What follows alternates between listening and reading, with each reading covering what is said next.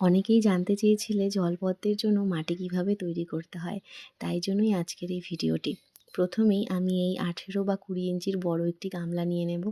তার মধ্যে অল্প পরিমাণে আমি ভার্মিকম্পোস্ট দিয়ে দেব, আপনারা না চাইলে নাও দিতে পারেন। তারপরের মধ্যে আমি টুকরো করে রাখা কিছুটা সর্ষার খোল দিয়ে নেব, আর এরপর শুকনো গোবর সার দিয়ে দেব। অবশ্যই গোবরটা শুকনো হতে হবে। তারপর এর মধ্যে আমি মাটি দিয়ে দেব। আর সার কম হলে কোনো অসুবিধে নেই, কিন্তু বেশি হলে অসুবিধা হতে পারে। 10% মতো সার দিলেই চলবে। তারপর আমি এই গামলাটির হাফের বেশি মাটি দিয়ে ভরে দেব।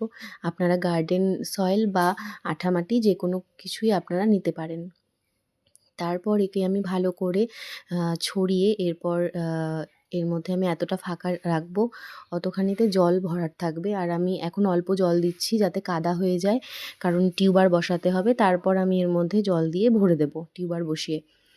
আমি এর মধ্যে এই দেখুন সাইড বরাবর টিউবার বসাতে হয়, আর আমি টিউবার বসিয়ে